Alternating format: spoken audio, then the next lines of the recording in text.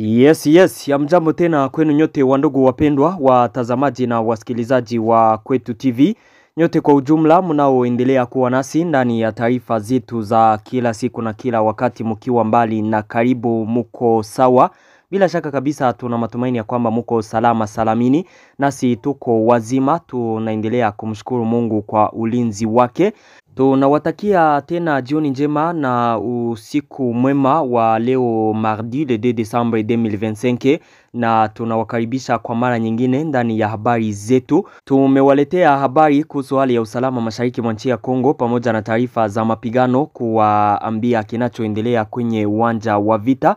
Usiku huu nimekuja kuwaambia kinachoendelea kwenye uwanja wa vita ndani ya maeneo ya Sud Kivu, ndani ya territoire ya Kalehe, mu eneo ya Kalonge kote inayoelekea mu parke ya Kauzi Biega. Mapigano ni makali tangu saa 10 za jioni ya leo. Vikosi vya wazalendo na FARDC vinapigana na wasi wa AFC M23. Bunyakiri panike iko ya hali ya juu kutokana na mapigano makali yanayoendelea ndani ya maeneo ya Chivanga. Upande mwingine tutawapeleka moja kwa moja ndani ya eneo ya Lubarika. Lubarika ni kijiji kinachopatikana ndani ya grupema ya Itara kule mu maeneo ya Luvungi, ni sheferi ya Bafuliro, ni territoire ya Uvira. Mapigano ni makali paka muda huu. Vikosi vya wazalendo na wasi wa AFC M23 wanapigana hapo. Tumewaletea taarifa mbalimbali tena tofauti. Gouvernement ya Kongo ilisimamisha kazi ile parti politike mpya ya Sovole Kongo iliyoanzishwa na ancien president Joseph Kabila. Tunawaomba kusubscribe kama kawaida. Unayoifuata ni Kwetu TV, channel inayokuletea taarifa za kweli tena zenye uhakika na za kuaminika kutoka mashariki mwa nchi ya Kongo. Endelea kusubscribe, kusambaza habari hizi kwa walio wengi, kuendelea kucomment na kulike. Muendelee kujiunga nasi na sheni yetu ya WhatsApp ambapo mtakuwa napata habari zetu zote kwa wakati. Mujiunge nasi kupitia linki ambayo mtaipata hapo mu description chini ya titre, au mtuandikie kwenye namba hiyo. Bila shaka mtakuwa napata habari zetu zote kwa wakati. Habari hizi za usiku wa leo tuzianzie ndani ya Kalehe. Kalehe inapatikana mu Sud Kivu, territoire hii ya Kalehe. Mapigano ni makali ndani ya eneo ya Kalonge kuanzia saa 10 za jioni ya leo. Mapigano makali yalisikika ndani ya maeneo karibu na Kalonge kote inayokuwa mu parke nationale ya Kauzi Biega. Mapigano hayo makali yalianzishwa na wasi wa AFC M23 kwa kutaka kusonga mbele na kukamata eneo ya Kalonge. Masaa hayo ya saa 10 vikosi vya FARDC na wazalendo viliondoka Kalonge vikaingia mule muparke ya Kauzi Biega kukabiliana na vikosi hivyo vya wasi wa AFC M23 ambavyo vilikuwa vimekuja kuatake. Papo hapo moto ukawaka kati ya pande mbili. Wakaji kutoka Kalonge wakapanike sana, wakaanza kukimbia kijiji hicho cha Kalonge kwa kuogopa ya kwamba waasi wa AFC M23 wanaweza kuingia hapo Kalonge.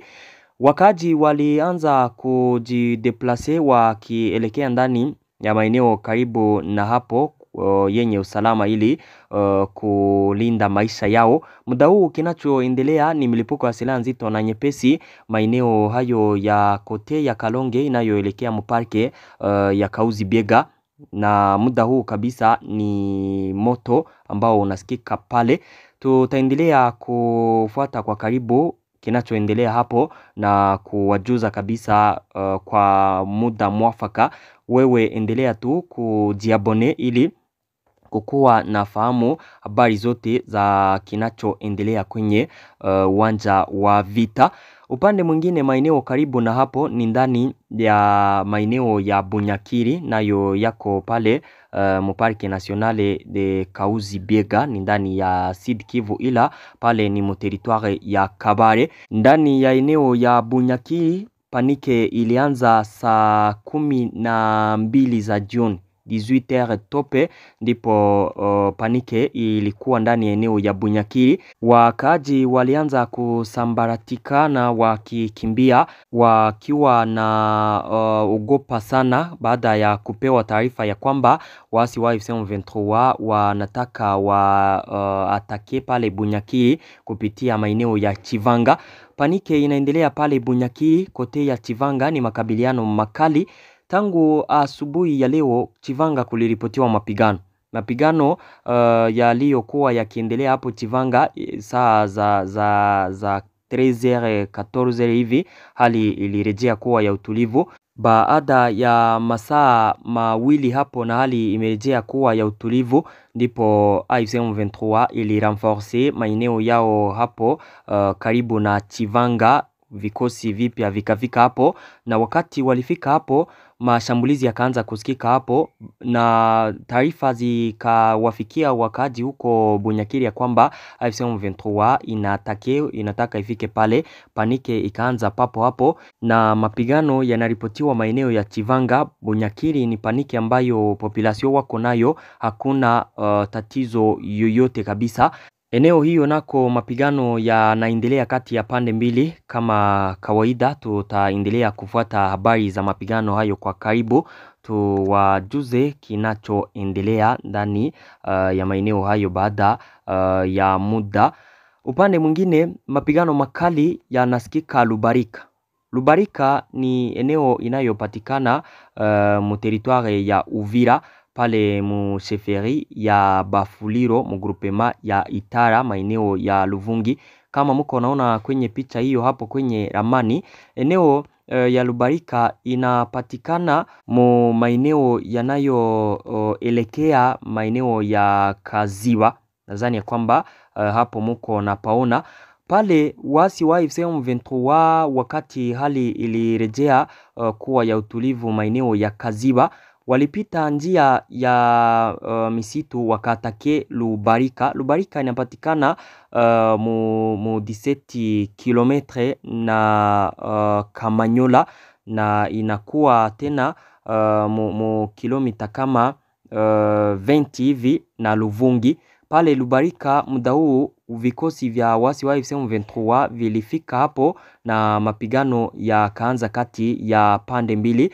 Wasi wa AFC M23 wanataka kukamata eneo hiyo ya Lubarika, hivyo kutaka kusogea mbele na kukuwa karibu na maeneo ya Luvungi, na FARDC nayo iko na washambulia pale ili iwarudishe nyuma au iwafukuze hapo ambapo wanataka kupakamata. Muda huu ni mapigano makali yanayoendelea kati ya pande mbili. Tutaendelea kufuata habari hizo kutoka pale kabisa kwa wakati, na tutaendelea kuambia kinachoendelea ndani ya eneo hiyo wakati vita vitaisha. Tutawaambia kama FARDC iliwarepuse, yani kuwafukuza wasi hao, ama kama walifanikiwa kukamata eneo hiyo ya Itara. Habari zetu zinaendelea. Siku ya leo serikali ya Jamhuri ya Kidemokrasia ya Kongo kwa mara nyingine tena imeimarisha sauti yake kwa mkuu wa zamani wa nchi Joseph Kabila kwa kuamuru kusimamishwa katika eneo lote la shughuli za kitaifa zinazohusiana na harakati zake za kisiasa. Okoa Kongo ama Sovole Kongo, shirika la kisiasa lililozaliwa kufuatia mkutano wa vikosi vya kisiasa na kijamii ulioandaliwa Oktoba iliyopita huko Nairobi, Kenya. Maagizo haya yanatoka kwa naibu waziri mkuu wa mambo ya ndani Jacques Shabani katika Telegram ya Jumatatu iliyoelekezwa kwa wakuu wa mikoa na mamlaka zote. Ndani yake anaahidi vikwazo dhidi ya wale ambao hawata heshimu au kutekeleza hatua hii ndani ya mamlaka yao. Chini ya uwenyekiti wa mkuu wa zamani wa nchi Joseph Kabila, viongozi kadhaa wa kisiasa wa Kongo na watu mashuhuri kutoka mashariki, mashirika ya kiraia walikutana kuanzia le 14 hadi le 15 Oktoba huko Nairobi, Kenya, kwa mkutano wa hatima ya baadaye ya Kongo. Katika hitimisho la kesi hizi walitangaza kuundwa kwa mfumo mpya wa kisiasa unaoitwa Okoa Kongo. iliyokusudiwa kulingana na wao kukomesha dhuluma, kurejesha demokrasia na kukuza maridhiano ya kitaifa, wakiwa wamekusanyika katika uchunguzi unaoonekana kuwa wa kutisha wa hali ya nchi. Washiriki walishutumu mgogoro wenye sura nyingi katika Jamhuri ya Kidemokrasia ya Kongo unaoangaziwa kulingana na wao na unyanyasaji wa kisiasa, kiuchumi na kijamii. Katika tamko lao la mwisho walishutumu mamlaka inayotawala kwa kukiuka katiba, kuzuia nafasi ya kidemokrasia na kutumia mfumo wa haki kwa malengo ya kisiasa. Chini ya uongozi wa Joseph Kabila, kongamano hilo pia lilitoa wito wa kuwepo kwa mazungumzo jumuishi na ya dhati yakiungwa mkono na makanisa ya Kikatoliki Senko na Kiprotestanti ECC ili kutatua mzozo uliopo wa kisiasa na kiusalama. Watia saini walikataa mtazamo wote wa kisiasa ulioanzishwa na Rais Felix Tshisekedi. Serikali pia ilikuwa imeamua kusimamisha shughuli za PPRD, chama cha ancien president Joseph Kabila, kinachoshukiwa kushirikiana na uasi wa AFC M23 unaoungwa mkono na Kigali. Hatua hii ililaaniwa vikali na jumuiya ya FCC kwa jukwaa hili la kisiasa ambalo liliunga mkono ugombea wa Emmanuel Ramazani Shadari katika uchaguzi wa urais wa 2018. Uamuzi huu uliochukuliwa kuwa wa kiholela na usio na msingi wowote wa kisheria unaonyesha udanganyifu usio na aibu wa mfumo wa haki na utawala wa madhumuni ya kusuluhisha alama za kisiasa. Katika taarifa ya Jumane le 28 Oktobre 2025 na kutiwa saini na Raymond Raymond Chibanda, mratibu wa kiini cha mgogoro cha FCC. FCC ilikataa kabisa uamuzi huu usio wa kikatiba na ikaishutumu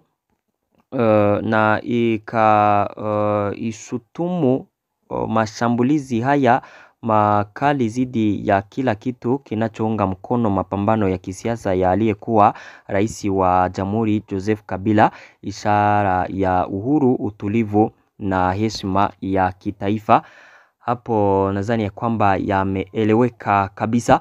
Hizo ndizo habari ambazo nilikuwa nimewaletea usiku huo, na waomba kuendelea kusubscribe, yani kujiabone. Asante.